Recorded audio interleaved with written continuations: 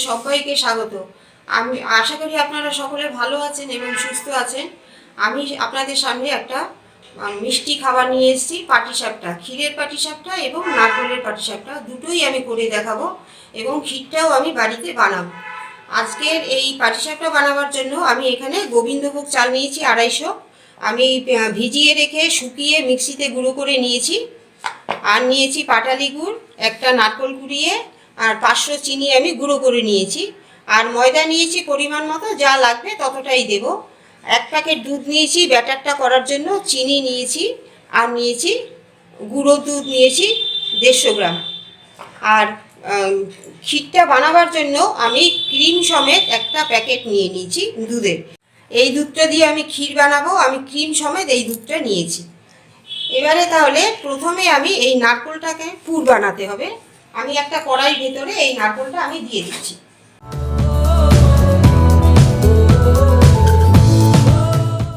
এর ভেতরে দিয়ে দেবো পাটালি গুড়।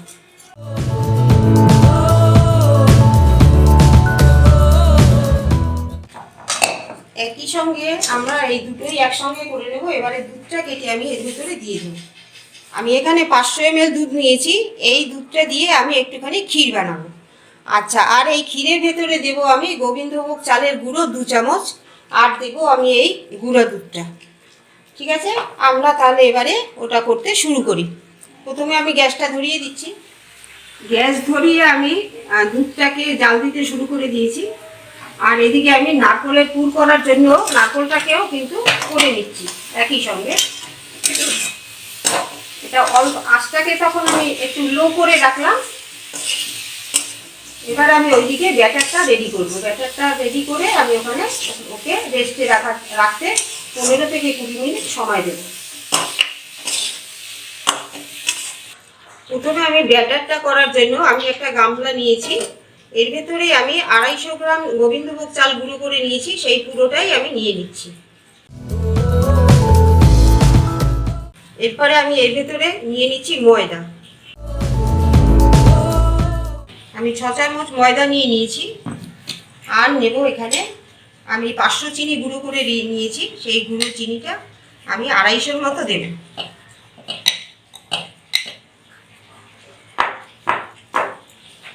আর দেব এর ভেতরে দুধ। দুধ দিয়ে আমি এখানে পুরো ব্যাটারটা করে নিচ্ছি।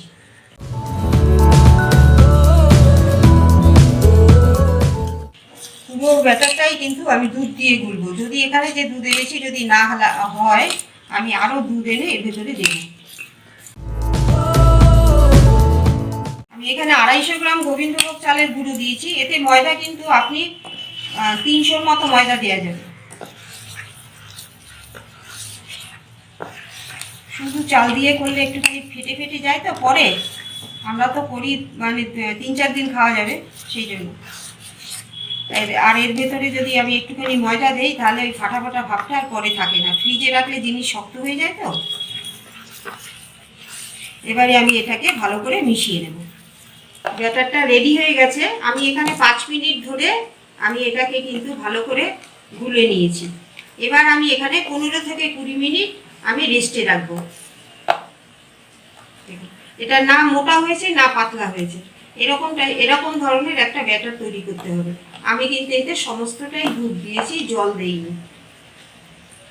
আর আমি যে এর ভেতরে সুজি ময়দা দিয়েও করা যায়, কিন্তু গোবিন্দভোগ চালের গুঁড়ো দিয়ে করলে কিন্তু এটা খেতে আরও খুব ভালো হয়, টেস্টি হয় আরও বেশি, আর গন্ধটাও খুব সুন্দর হয়। আমি এই অবস্থায় আমি একে 20 মিনিট রেস্টে রাখছি। দুধটা কিছুটা ঘন হয়ে গেছে।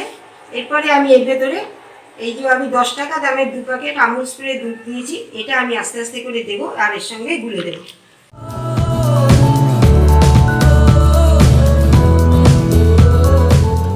এবার ফ্লেমটা একটুখানি বাড়িয়ে দিচ্ছি।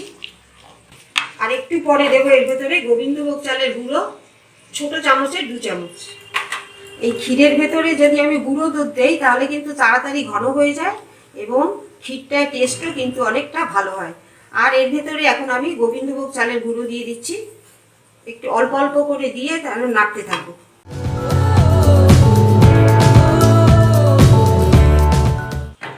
এরপর আমি এখানে চিনি দিয়ে দিচ্ছি 200 গ্রাম।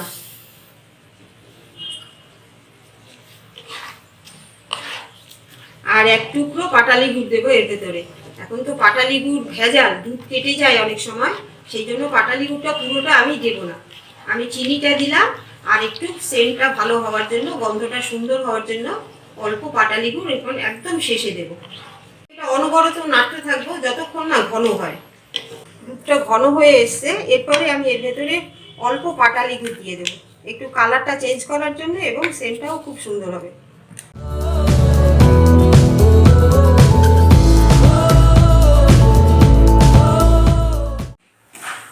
ক্ষীর রেডি হয়ে গেছে, এবারে আমি গ্যাস অফ করে দিচ্ছি, দিয়ে একটা পাত্রে ঢেলে দিচ্ছি। এটা ঠান্ডা হয়ে গেলে কিন্তু শক্ত হবে। রেডি হয়ে গেছে নারকেলের পুর এবং ক্ষীর, দুটোই দেখুন রেডি হয়ে গেছে। এই যে কত সুন্দর দেখতে হয়েছে। এবারে আমি পাটিসাপটাগুলো ভাজবো। আর এটাকে আমি প্রথমে একটু লম্বা লম্বা করে সাইজ করে নেব এরকম, তাহলে কিন্তু পাটিসাপটা ভাজতে সুবিধা হয় এবং তাড়াতাড়িও হয়। এটাকে আমি একটু লম্বা করে নেব সাইজগুলো।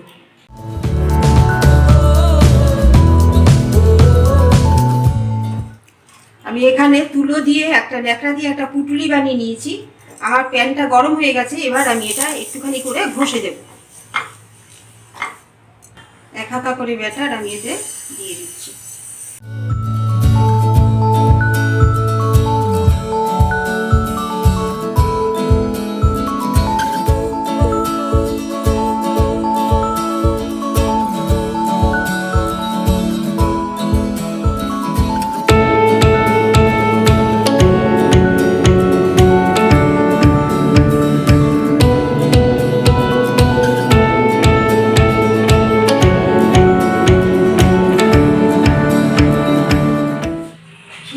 নারকেলের পাটিসাপটা তৈরি হয়ে গেছে, দেখুন কত সুন্দর দেখতে হয়েছে। আমি একটা ভেঙে দেখাচ্ছি। এটা গোবিন্দভোগ চাল দিয়ে করলে কিন্তু বেশি আরো ভালো হয় খেতে। দেখুন ক্ষীরের পাটিসাপটা এটা, আর একটা নারকেলের পাটিসাপটাও ভেঙে দেখাচ্ছি। আর এটা ফ্রিজে রাখলেও কিন্তু শক্ত হবে না, যেহেতু এর ভেতরে ময়দা এবং চালের গুঁড়ো সবই আছে।